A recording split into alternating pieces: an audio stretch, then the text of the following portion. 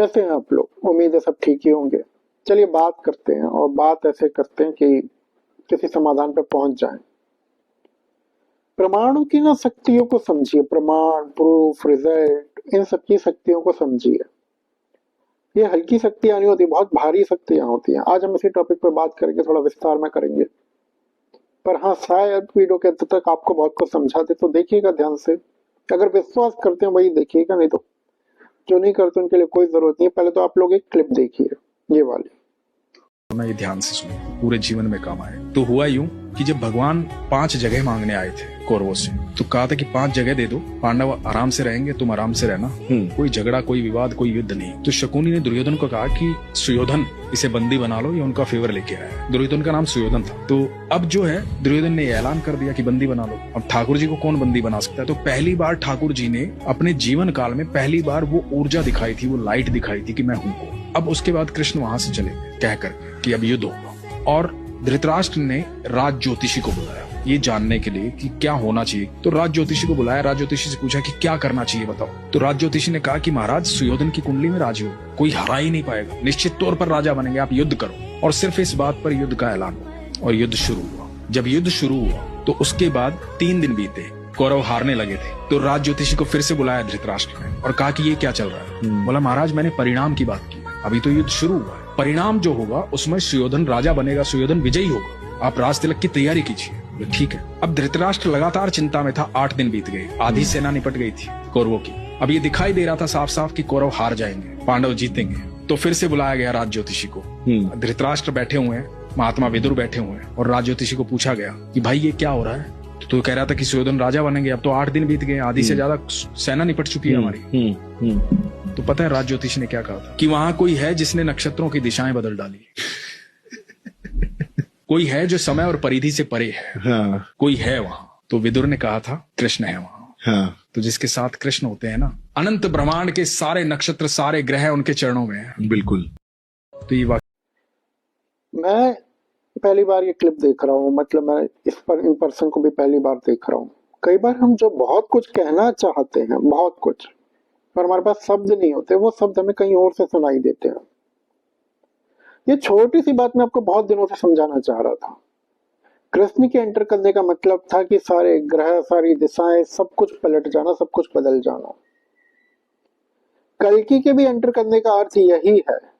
यही रीजन है कि हम अपनी प्रेडिक्शंस में ज्योतिष शास्त्र को थोड़ा कम इंक्लूड करते हैं, थोड़ा कम उसके अंदर जाते हैं, क्योंकि फिर फर्क नहीं पड़ रहा ग्रह क्या दिखा रहे हैं, क्या नहीं दिखा रहे हैं, वो होना क्या है, करने वाले को करना क्या है, वो ज्यादा इंपॉर्टेंट हो जाता है। तो आपको ये वाली चीज तो एक समझनी पड़ेगी। मान लीजिए 10 पंथों के बीच में कोई डिबेट चल रही है, हमारा पंथ महान, हमारा पंथ महान, या धर्मों के बीच में चल रही है। अब कोई मुसीबत आ गई तो जिसका पंथ बचा ले गया, जिसका धर्म बचा ले गया, वो महान। अब करते रहिए डिबेट, देते रहिए ज्ञान, देते रहिए तर्क। प्रमाणों की ताकत वह ताकत होती है जो बिना कुछ बोले सब कुछ बोल देती है। किसी के पास 4 करोड़ की प्रॉपर्टी है, डिबेट चल रही, किसके पास लाखों की है, किसके पास लाखों की नहीं है, कौन ज्यादा पावरफुल। अब जिसके पास करोड़ की, वो डिबेट में क्यों फंसेगा?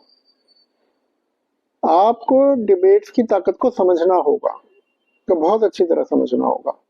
चलिए और उदाहरण देते हैं आपको। कौरवों को पता था वो जुआ जीत जाएंगे। वहां कोई तर्क हो रहा है, कोई बात हो रही है, कौरव सिंपल सा जुआ जीत गए, उन्होंने पांडवों को वनवास दे दिया, कोई बात ही नहीं।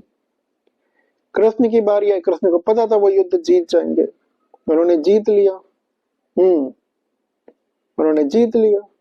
तो अब प्रमाणों में एक अलग ताकत होती है। अगर आपको प्रमाण है तो आपको हर बहस अपने सिर पे मोल लेने की जरूरत नहीं है, हर युद्ध में, हर तर्क वितर्क में आपको उलझने की जरूरत नहीं है। आपके पास प्रमाण है, उससे आगे का काम कीजिए। आपको पता है वो चीज हो जाएगी, आपको उस चीज की चिंता होनी ही नहीं चाहिए। किस बात की चिंता है अभी आपको? तो इसीलिए हम कहते हैं कि डिबेट वगैरह, कौन क्या है, कौन क्या नहीं है, कौन कल की है, कौन नहीं है, कौन कैसे है, कहां से आएंगे। आप में से कई लोगों को अगर लगता है कि उन्हें आभास हो चुका, उन्हें पता चल चुका है चीजों का, हमें तो अभी तक नहीं हुआ, हमें नहीं पता कल की कौन है, पर अगर आप लोगों को हो चुका है तो फिर आप क्यों किसी से उलझते हैं? मत उलझिए। राम को पता था वो युद्ध जीत जाएंगे, उन्होंने क्या किया, विभीषण को राजा बना दिया। परिणाम उनके फेवर में थे। कृष्ण को पता था युद्ध का क्या रिजल्ट निकलेगा, उन्होंने अपनी सेना भी दे दी। अब परिणाम पता किसे है? परिणाम वेद व्यास को पता है तो एक अलग कहानी है, परिणाम अगर कृष्ण को पता है तो एक अलग कहानी है। वेद व्यास को पता है तो वो ग्रंथ लिख जाएगा, कृष्ण को पता है तो वो युद्ध हो जाएगा। तो यह भी फर्क पड़ता है कि परिणाम पता किसे है। अब देखिए, इस समय स्थिति ऐसी है कि लोगों को ना कर्मों का भी पता नहीं चल रहा कि किसके क्या कर्म है, किसके क्या कर्म सही है, किसके क्या कर्म गलत है, कुछ भी पता नहीं चल रहा। कर्मफल तो बहुत दूर की बात है, कर्मों का नहीं पता चल रहा। तो कर्मफल का कहां से पता चलेगा, कौन सा सही कर्म है, कौन सा गलत कर्म है। अब इस समय पे ब्राह्मणों के खिलाफ एक छोटा सा एग्जाम्पल दे रहा हूं मैं, बस आपको समझाने के लिए। ब्राह्मणों के खिलाफ पूरे देश में एक अलग ही माहौल क्रिएट किया जा रहा है कि या तो सवर्णों के खिलाफ भी जा रहा है, जो अपने आप को ऊपर की जातियां समझती हैं, पर ब्राह्मणों के खिलाफ स्पेशली किया जा रहा है। मामला इस समय पे सही है गलत का नहीं रहा है, मामला पूरी तरह वोट बैंक का हो चुका है, नैतिकता कहीं पे भी नहीं है, सही है गलत से कोई मामला कहानी नहीं है। बस ब्राह्मणों के अगेंस्ट चीज होनी चाहिए और कोई भी सही है गलत के बारे में बोलने को तैयार नहीं है, क्योंकि वोट बैंक का मामला है तो हर पार्टी भी उसी तरफ मुड़ती जा रही है, मुड़ चुकी है। अभी एक छोटा सा एग्जांपल आप लोगों के सामने, उस जो भारत के चीफ जस्टिस हैं उनके पास कोई केस आया था, आप लोगों को पता होगा, हम रिपीट कर देते हैं अपने शब्दों में। भारत के चीफ जस्टिस के पास कोई केस आया था कुछ हफ्ते पहले। उस केस के अंदर क्या था कि उन्हें एक ऑर्डर पास करना था और कोर्ट वो केस उनकी ज्यूरिसडिक्शन में नहीं आता था। वो उसका मामला था पुरातत्व विभाग वालों का। तो कोर्ट सिंपल सी एक लाइन पास कर सकता था कि ये पुरातत्व विभाग का मामला है, पर कोर्ट ने क्या किया, कोर्ट ने एक एक्स्ट्रा लाइन पास की। जो भारत के चीफ जस्टिस हैं उन्होंने एक एक्स्ट्रा लाइन पास की। वो लाइन ये थी कि जाके अपने विष्णु भगवान से बोलिए, जिन्हें आप मानते हैं, आप उनके भक्त हैं, आप उनसे बोलिए।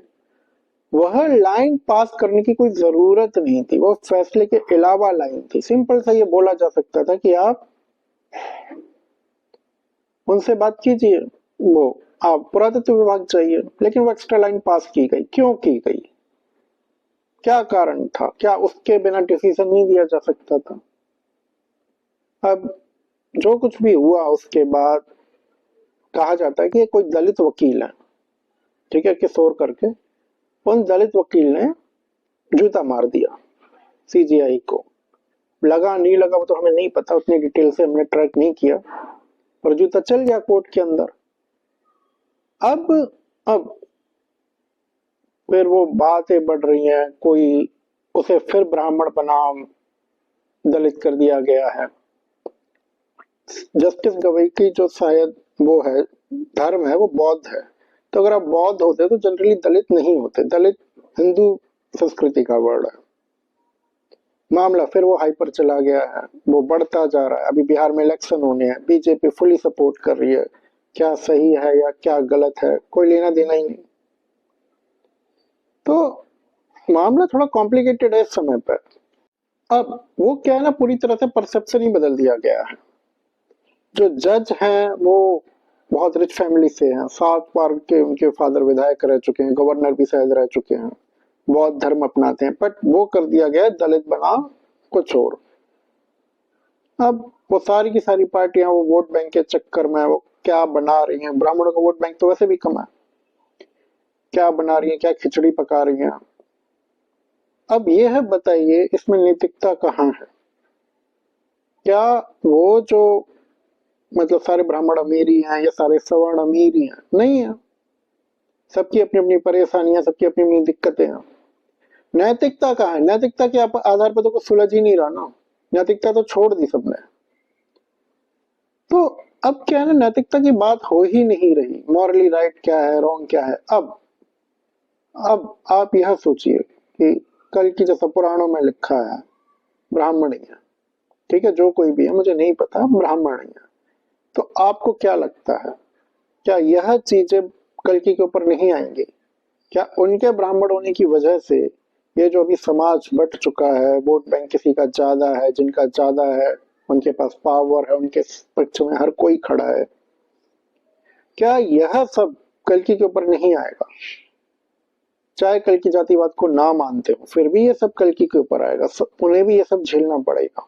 तो अब ये क्या रूपरेखा बनती जा रही है? यह वही रूपरेखा बनती जा रही है जो आपने पुराण उसमें कल की पुराण में भविष्यवाणी पढ़ी है। कल्कि और बौद्धों का एक युद्ध होगा, बस वो युद्ध अपना आकार रख रहा है। देखो मैं तो आवाज पे बता रहा हूँ, मुझे तो खुद नहीं पता। उस युद्ध का भी आधार रखा जा रहा है, ठीक है। तो वो जीतेगा कौन, कौन नहीं जीतेगा, उसका परिणाम क्या होगा, वो सब ऊपर लिख दिया गया, लेकिन अब उस युद्ध का आधार रखा जा रहा है। तो एक भविष्यवाणी हमने सुनी, एक भविष्यवाणी हमारे सामने अब घटित हो रही है, अपना आधार रख रही है, और वो आगे पूरी भी हो जाएगी। ऐसी कितनी भविष्यवाणी हम बताइए। थर्ड वर्ल्ड वॉर का कहा गया था, थर्ड वर्ल्ड वॉर की सारी सिचुएशंस तैयार होती जा रही हैं। पूरी दुनिया में क्या उसका कहा गया था, उसकी सारी सिचुएशंस तैयार होती जा रही हैं। थर्ड टेम्पल का मैटर था, थर्ड टेम्पल की जो भी प्रेडिक्शन थी वो भी एस्टेब्लिश होने पे आ गई। उन्होंने जो भी बलि देनी थी जिसकी भी वो दे चुके। पीस ट्रीटी की बात थी, पीस ट्रीटी भी आ चुकी ग्राउंड में, वो भी आधार ले रही है। हर चीज तो होती जा रही है। तो भविष्यवाणी ऐसी होंगी। अब ये कल की बनाम ये बौद्धों का आधार रखना शुरू हो गया। तो अब एक बात सोचिए आप लोग, आवाज के ऊपर बता रहा हूं आपको। कल्कि को जिसने भी धोखा दिया, जो कोई भी थे, वो सभी स्वर्ण ही थे, ठीक है, बाई कास्ट। तो कल्कि का युद्ध किससे है? कल्कि का युद्ध सवर्णों से ही है। उनका इस एंगल से कोई युद्ध बनता तो है नहीं, न बनेगा, पर यह एक युद्ध उनका इंतजार कर रहा है। अब जिस आदमी के ऊपर थर्ड वर्ल्ड वॉर हो, दूसरे तीसरे मसले हो, पूरी दुनिया की कहानी हो, वो कोई भी एक युद्ध फालतू में क्यों अपने सिर पे लेगा? नहीं लेगा। वो तो कोई भी युद्ध इस तरीके से निपटाएगा कि इस तरह से निपटाएंगे कि वो युद्ध निपट ही जाए, बिना ज्यादा इन्वॉल्वमेंट के, बिना ज्यादा टेंशन लिए। कृष्ण ने ना तो द्रोण को हाथ लगाया, कृष्ण ने ना भीष्म को हाथ लगाया, ना जयद्रथ को हाथ लगाया, कृष्ण ने किसी को हाथ नहीं लगाया। लेकिन फिर भी अपना दिमाग तो देना पड़ा ना, अपने दिमाग की शांति तो देनी पड़ी, विचार तो देने पड़े। तो युद्ध कोई भी हो, निबट कहीं भी जाए, दिमाग की शांति तो लेता ही लेता है, हर एक लेता है। अब युद्ध है तो सामने है, तो निपटाना तो सब पड़ेगा ना। अब आपको सामान्य ज्ञान की बहुत छोटी सी बात बता रहा हूँ, बहुत छोटी सी बात। कल्कि का टॉपिक कुछ ही लोगों में घूम रहा है, आपको पता है, बहुत जोर लगा के 2-3 लाख लोग बस इन्हीं के बीच में घूम रहा है। अच्छा, अब ये बौद्धिस्ट जो है, या दुनिया की कोई भी कम्युनिटी है, कोई भी रेस है, कोई भी वर्ल्ड है, किसी नकली कल्कि से लड़ेगा भी क्यों? सामान्य ज्ञान लगाइए, क्यों लड़ेगा? वो खुद को प्रूफ करने में कल्कि उसकी सारी जिंदगी बीती जा रही है, तो कोई और अपनी एनर्जी क्यों देगा? वो यही कह देंगे मूर्ख, अपने बीच अपने अंदर ही लगे पड़े ने, लगे रहने। तो वह जो पंडित जी अपने बेटे को कल्कि बनाना चाह रहे थे, या वो हजारों लोग जो कल्कि बनना चाह रहे हैं, क्या सत्य में उनका युद्ध बौद्धों से हो जाएगा? नहीं होगा, बिल्कुल नहीं होगा। दुनिया के वर्ल्ड वॉर वगैरह वो सब तो बहुत अलग बातें हैं, उन बौद्धों का भी नहीं होगा। कोई अपनी टाइम एनर्जी फालतू लोगों पे बर्बाद नहीं करता, पर जहां कोई वो पर्सन निकल के आया जो पुराणों के हिसाब से, या जिसके अंदर वो कैरेक्टर्स हैं, वो पावर्स हैं, सिंपल सी बात है, जब उन्हें लगेगा कि कंट्रोल उनके हाथ से जा रहा है बौद्धों को, तो फिर एक युद्ध वेट कर रहा है, एक बहुत ही गंभीर युद्ध वेट कर रहा है। तो असली कल्कि के सामने तो दुविधा होगी इस युद्ध की, नकली के सामने नहीं होगी।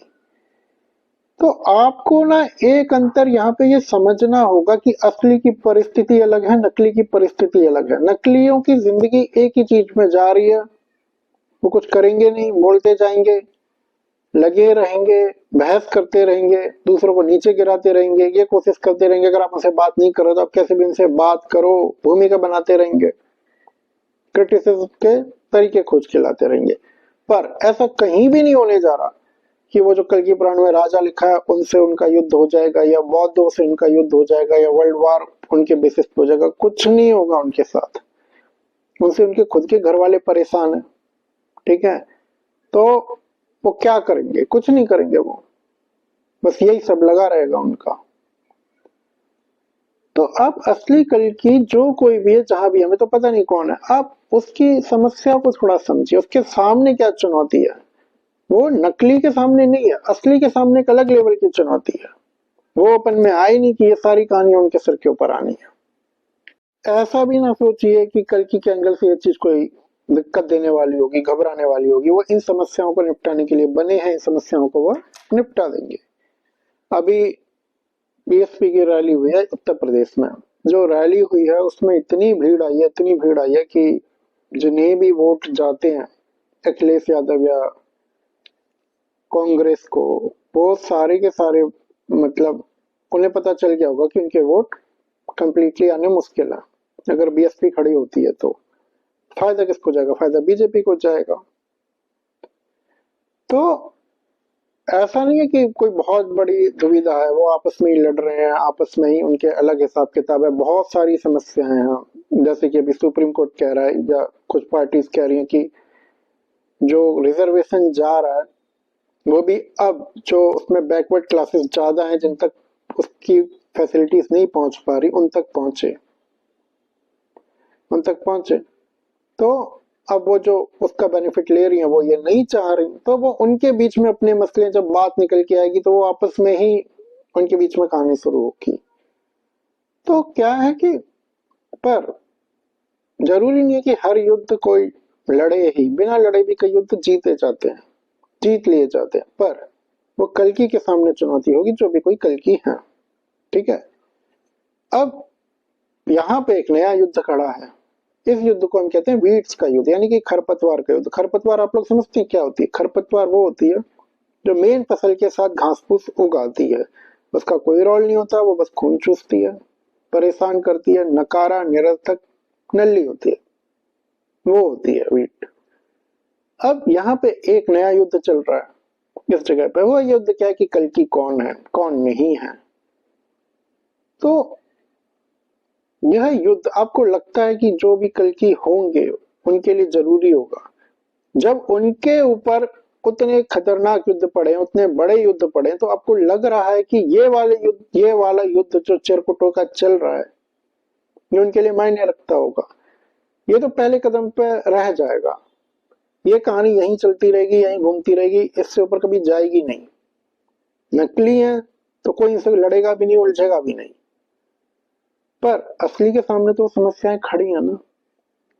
देखिए, मैं आपको बस इतना बताने की कोशिश कर रहा हूं कि असली की समस्याएं जब दूसरी होंगी, और तो उसका काम करने का तरीका भी शायद अलग ही होगा। तो पहले तो आप लोग यह समझिए कि हर बहस में, हर तर्क में आप लोगों को नहीं पढ़ना है। यह आप लोगों के ज्ञान का पहला हिस्सा है। अगर आप हमसे कुछ सीखना चाहते हैं, हमसे कुछ समझना चाहते हैं, तो ये पहला स्टेप है।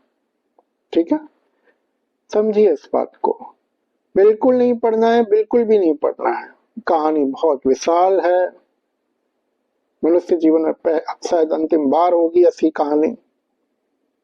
हमारे शायद भाग्य कह लो या कोइंसिडेंस कह लो, कुछ भी कह लो, कि हम इस समय पे धरती पर हैं। तो अपने मस्तिष्क को ट्रेन कीजिए कि उस लीला का हम हिस्सा बन सके। अगर हम हर आदमी से उलझेंगे तो हम कैसे हिस्सा बन पाएंगे उस कहानी का, जो मेन कहानी? हम वहीं उलझते रह जाएंगे, हम उसी के स्तर पर पहुंच जाएंगे। देखिए, इस पिक्चर को देखिए। डॉग का काम है भौंकना। ये किसी को अपमानित करने के लिए नहीं बोल रहा मैं, पर आप जंगल के थोड़े कानून को समझिए। डॉग का काम है भौंकना। वो भौंकेगा, उठेगा तो भौंकेगा, जागेगा तो भौंकेगा, खाएगा तो भी भौंकेगा, खुश होगा तो भी भौंकेगा, रोएगा तो भी भौंकेगा। डॉग है तो भौंकेगा। हमें अपना स्तर तय करना है। अगर आप बिल्ली हो तो उससे डर लगेगा, शेर हो तो डॉग भौंकेगा तो वो डरेगा, डर के मारे भौंकेगा, हाथी हो तो आपको कोई फर्क नहीं पड़ेगा। तो उसे करने दीजिए उसका जो भी काम है। ठीक है, हमारी वजह से कई लोगों को दर्द हुआ है, पेन में है। अब उन्हें नहीं पता था कि हम इतने ट्रेंड होके तो आए हैं, जब उस एनर्जी को कैच करें कि हमें पता है कि इंट्रोवर्ट से कैसे निपटना है, निपट लिया हम। अब ये कहानी आगे जा रही है, यहाँ संघर्ष चल रहा है। जो चैनल हमसे 2-2 साल पहले खुले थे, 1-1 साल या 4-4 साल पहले बहुत गारंटी से बता रहे थे कि वो कौन है, क्या है, कैसे है। उनकी व्यूअरशिप खत्म हो गई।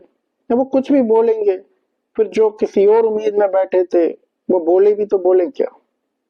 बोलने के लिए भी तो कुछ लगेगा ना, मेहनत लगेगी कि वो बोले, थोड़ा ज्ञान लगेगा, कुछ लगेगा। तो वो कुछ नहीं करते, उल्टा सीधा बोल देते। आपको उनसे उलझना नहीं है, मत उलझिए उनसे। अपने अपनी चेतना के विकास पर ध्यान दीजिए, एक बेटर ह्यूमन बनिए। ये कहानी है ना, परिणाम के आधार पर ही चलेगी पूरे तरीके से। ये जो पहला युद्ध है ना, ये बड़ा तुच्छ युद्ध है, बहुत ही तुच्छ युद्ध। तुच्छ युद्ध इसलिए है क्योंकि किसी महान आदमियों का युद्ध नहीं है, महान योद्धाओं का युद्ध नहीं है।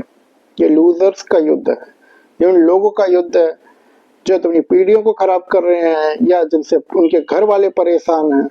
बस को कल्कि के जीवन की एक लाइन उनसे मैच कर जाती है कि कल्कि ने कठिन समय में जीवन व्यतीत किया होगा, बस वो उसे पकड़ के बैठ जाते हैं और उसी पर सारी कहानी लिखना शुरू कर देते हैं।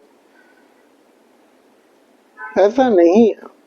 कल्कि की जब आपके सामने कहानी आएगी ना, तब आपको कहानी पता चलेगी कि उस मनुष्य के पास हमेशा ऑप्शन था कि वो जब चाहे अपना जमीन बेचे, करोड़ों कमाए, अरबों कमाए, सारी सिचुएशन से निकल आए। लेकिन उस पर्सन ने वो कठिन समय खुद चुना। राम ने वनवास चुना, नारायण ने कृष्ण के रूप में खुद वो कठिन समय चुना। उन्होंने भी खुद चुना कि जो होगा ये झेला जाएगा, जो होगा फेस किया जाएगा इसे। कल्कि की कहानी अलग है। तो इस चीज को इतना भाव देने की जरूरत नहीं है, प्रक्रिया का एक हिस्सा है। कल्कि जो कोई भी इतना पावरफुल तो होंगे कि एक कदम बढ़ाएंगे सारी कहानी से बाहर निकल जाएंगे। प्रश्न बनता है कि क्यों नहीं उठा रही, वो भी आपको देखो, चलो आगे बताते हैं हम, ठीक है। पर आप लोग अपने आप पे काबू रखिए। हमें पता है कि आप लोगों के मन में जिन्हें लगता है कि उन्हें कल की लीला समझ में आने लगी। अच्छा, एक यूजर है, फीमेल है, अपने आप को अमेरिका यूरोप से बताती है। वो हमारे यूजर्स के ऑडियंस के नीचे जाके कमेंट करती रहती हैं कुछ, और कुछ ना कुछ वो बताती रहती हैं कि कल किस साल आएंगे, नहीं आएंगे। बड़े डिटेल्ड एक्सप्लेनेशंस रहते हैं उनके। मैं आपका नाम नहीं ले रहा, मैं आपको एक चीज बोल देता हूँ।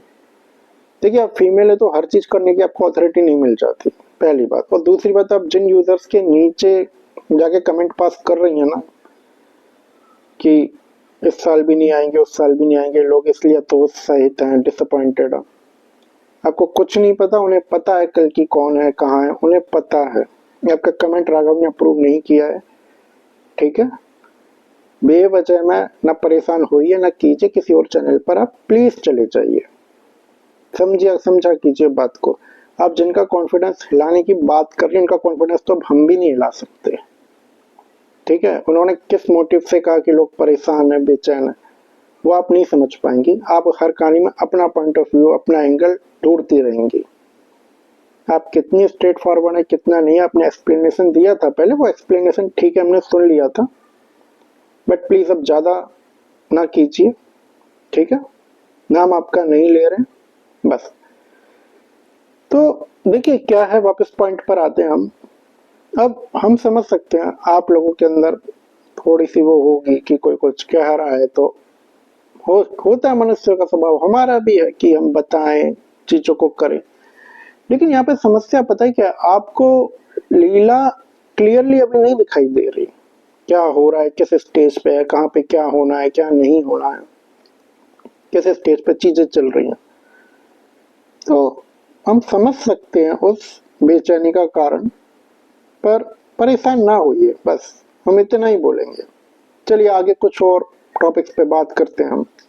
चलिए आपको कुछ और बताते हैं।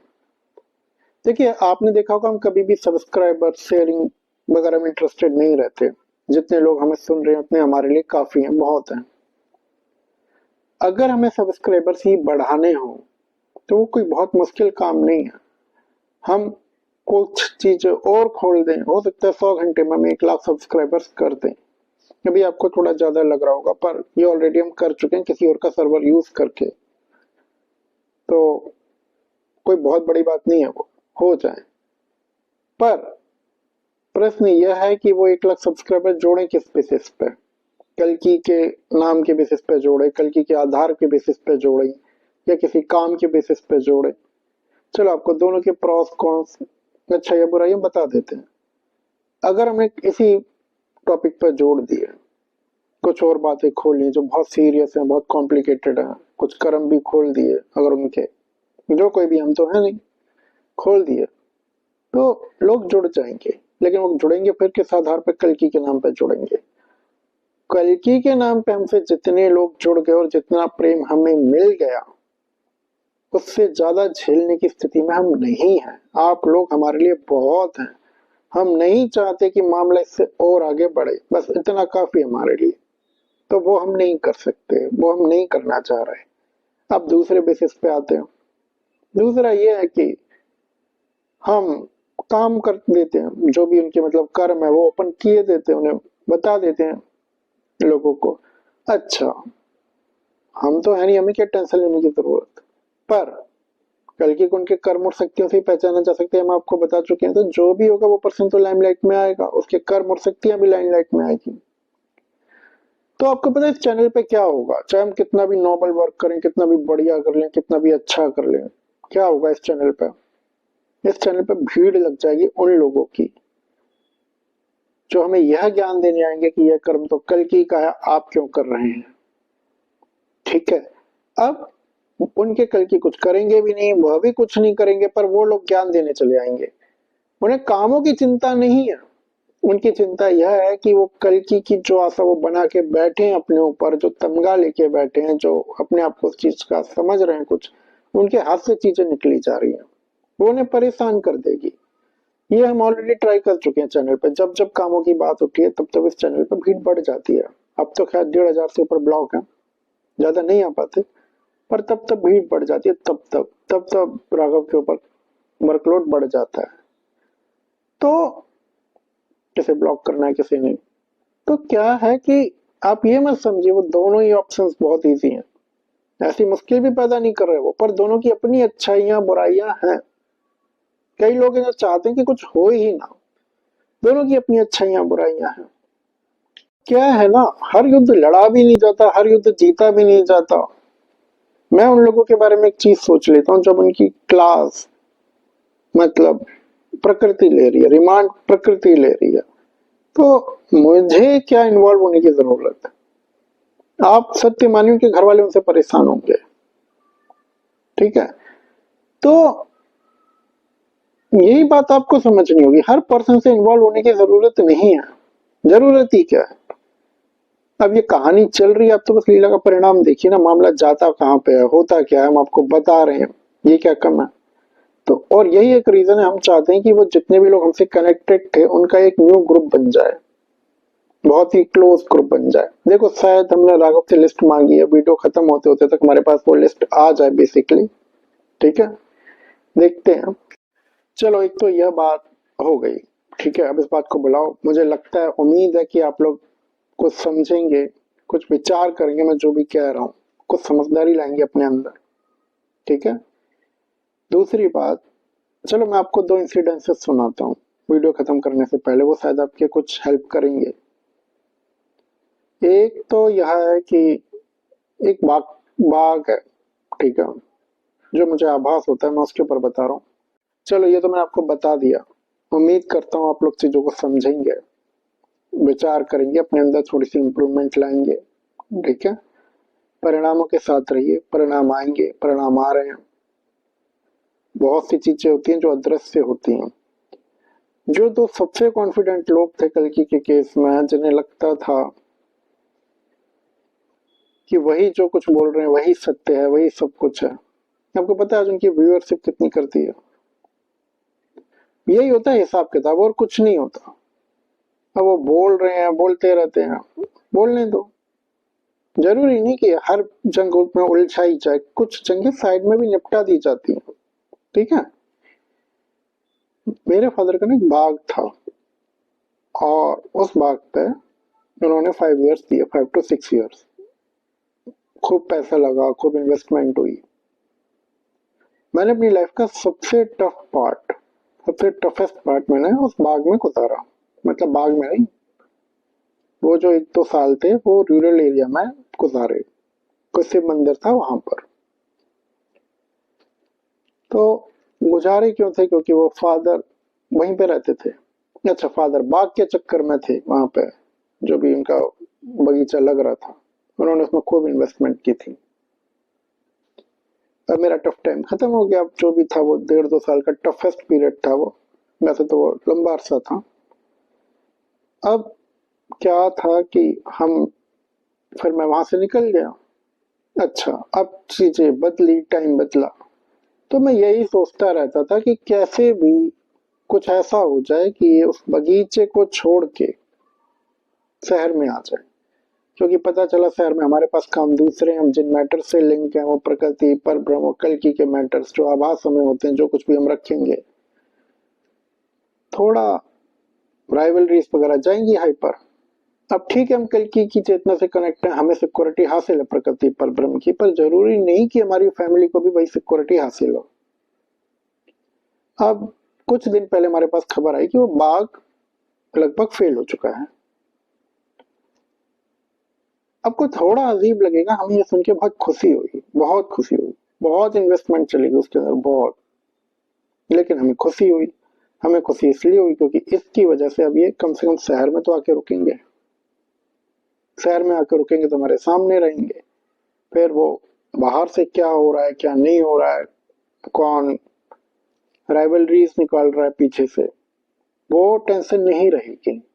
तो एक तो हम इस चीज का वेट कर रहे थे कि हम आगे की कहानी प्रोसीड करें, क्योंकि ये खबर हमारे पास सितंबर 23-24 तारीख को आई है और ऑफिशियली अब आई है कुछ दिन पहले। तो एक तो हम इस चीज का वेट कर रहे थे। तो आपको कहीं से भी लग रहा है कि वो नहीं चला, या मतलब उससे 30 लाख रुपीज पर एनम का कॉन्ट्रैक्ट था जो आना था, तो आपको कहीं से भी लग रहा है हम उस चीज का दुख है या परेशानी, हमें खुशी है, जो हुआ सो हुआ, एटलीस्ट अब आगे चीजें प्रोसीड की जा सकती हैं। ठीक है, पहला तो ये इंसिडेंस। दूसरा जो इंसिडेंस है वो भी आप समझ लीजिए। हमने जब अपना टफ टाइम गुजारा, अब हम तो कल की है नहीं, कल की का अलग तरह से गुजरा होगा। हमने जो अपना टफ टाइम गुजारा उस टाइम पे हम एक प्रोफेशन में की वजह से गुजारा, जो मतलब प्रोफेशन के थ्रू गुजारा हमने। रेस्पेक्टेड प्रोफेशन है, अच्छा प्रोफेशन है, पर हम डिस्क्लोज नहीं करेंगे, अभी तो नहीं करेंगे। अब वो प्रोफेशन ऐसा है कि सिंगल हैंडेडली अगर हम भी चाहें प्रोजेक्ट के को हम जितना समझते हैं इसके कुछ हिस्सों को हमें लॉन्च करना, हम कर दें, सिंगल हैंडेडली कर दें। उसके अंदर जो सबसे बड़ी दुविधा थी शुरुआत में वो यही थी कि अगर हम कल्कि की कहानी प्रेजेंट करते हैं तो आप लोगों से कैसे लेंगे, ठीक है, आप लोगों से कैसे समझेंगे, क्या करेंगे। उस वजह से हमने कई चीजें ओपन नहीं की, लेकिन जब हमारी मजबूरी होगी तो हमें करनी पड़ी। ठीक है, वो एक बात है, आप लोगों ने बहुत प्रेम दिया, जो कुछ भी है, जो भी असली कल्कि होंगे वो ग्रहण भी कर रहे होंगे। अब अगर हम उस प्रोफेशन को ही ऑपरेट करते हैं तो हम सारी कहानी आप लोगों के सामने रख देंगे। ठीक है, वो प्रोजेक्ट के भी हो जाएगा, सब कुछ हो जाएगा, कहीं कोई दिक्कत नहीं है। बट वो एक तरह से नहीं है ना, हमारी कुछ प्रॉपर्टीज भी है, वहां से भी कैश फ्लोज आता है। हम सोच रहे हैं उस कैश फ्लोज के थ्रू चीजें मैनेज हो जाए, जो भी हमें इनिशियल स्टोरी प्रेजेंट करनी हो। तो वो थोड़ा दुविधा वाला मसला है, पर ऐसा कहीं नहीं है कि चीजें रुक रही हैं। अगर हम प्रोफेशन के थ्रू करते हैं तो फिर हमारे यूट्यूब चैनल रुक जाएंगे। ठीक है, मतलब हम अब वीडियो रोज नहीं डाल पाएंगे। तो हम सोच रहे हैं कि जो भी प्रॉपर्टी से हमारी वो आते हैं रिटर्न, हम उसके थ्रू कर दें। पर देखिए वो चीजें तो हो जाएंगी, पर आप एक बात समझिए, दुविधाएं क्या होती हैं। मैंने आपको कितनी दुविधाएं गिना दी। मैंने आपको एक दुविधा गिनाई कि एक दुविधा थी कि लोग कल्कि की कहानी को कैसे लेंगे, जो भी अब मुझे आभास होता है, जो भी मैं कैच करता हूँ, मुझे पता अभी तक नहीं है, ठीक है, कि लोग कल्कि की कहानी को कैसे लेंगे। दूसरी दुविधा मैंने आपको क्या बताई? दूसरी दुविधा मैंने आपको ये बताई कि वो बाग जो था वो मुझे क्लोज करवाना था किसी भी तरह से। इन्वेस्टमेंट जो भी हुई उसमें सब भाड़ में जाए, मेरा फादर मुझे अपने साथ चाहिए। ठीक है, अब जाके वो दुविधा निपटी है। मैं आपको तीसरी दुविधा क्या बता रहा हूँ, जो मैं उन शक्तियों के द्वारा कैच कर रहा हूँ कि जैसे ही वो कदम आगे बढ़ेंगे, वो बौद्ध कल्कि का जो युद्ध लिखा हुआ है वो प्राइम पे पड़ा हुआ है। अभी दूसरी दुविधा खड़ी है। और हाँ, ये भी एक भविष्यवाणी का पार्ट है। इतनी भविष्यवाणी आपके सामने आ रही है। थर्ड टेम्पल, फिर रिपीट कर रहा हूँ, थर्ड टेम्पल हो गया, या वो पीस ट्रीटी हो गई, या फिर वो वर्ल्ड वार हो गया, वर्ल्ड वार वाला सीन हो गया, वो बनता जा रहा है। ठीक है, पूरी दुनिया में क्राइसिस का सीन है, सब बनता जा रहा है।